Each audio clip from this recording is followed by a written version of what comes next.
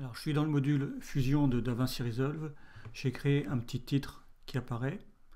Et je voudrais que mon point jaune ici se positionne là et tourne autour de mon trait, automatiquement.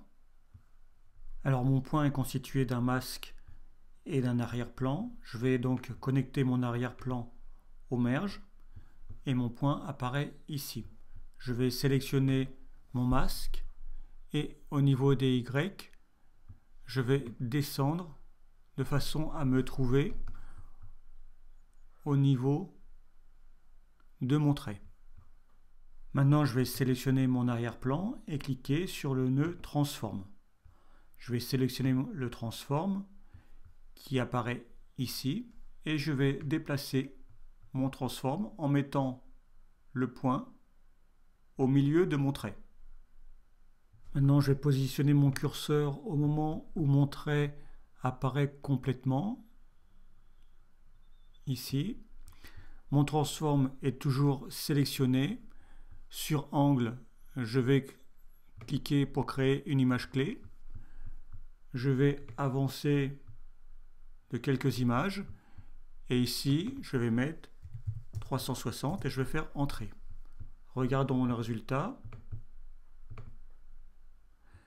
C'est un peu rapide. On va donc écarter les images clés. Je vais afficher l'image clé. J'ai mon transform. Je vais cliquer ici pour voir mon image clé. Je vais sélectionner la deuxième image clé et je vais écarter. Et on va regarder ce qui se passe. C'est mieux. Par contre, je n'ai que 360 degrés entre mes deux images clés, donc ça ne fait qu'un seul tour. Donc je vais afficher Spline. Je vais cliquer sur Transform et sélectionner Angle. Je vais cliquer ici pour voir mes images. Je vais sélectionner mes deux images clés et je vais cliquer sur Loop. Regardons le résultat. J'ai bien mon point qui tourne autour de mon trait. Alors, si je veux que ma rotation soit dans l'autre sens, je vais désactiver Loop. Je vais me positionner sur la dernière image clé. Je vais mettre moins devant 360. Je vais cliquer sur Entrée. Je vais recliquer sur Loop. Et si on fait Play, ça tourne dans l'autre sens. Maintenant, on peut aussi jouer avec les effets. Je sélectionne mes images clés et au lieu de choisir Loop, je vais choisir Ping Pong. Je vais arrondir ma courbe et regardons ce qui se passe en faisant Play.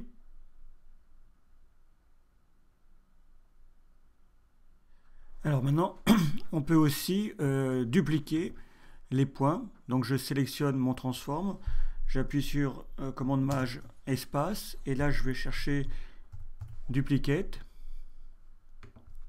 Je vais ajouter, donc il est automatiquement ajouté ici. Je vais les renommer duplicate. OK.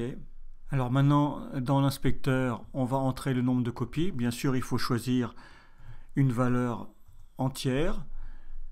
Si je fais play, pour l'instant, il ne se passe rien. Je dois modifier ici time offset. Et maintenant, j'ai bien une duplication de mes points.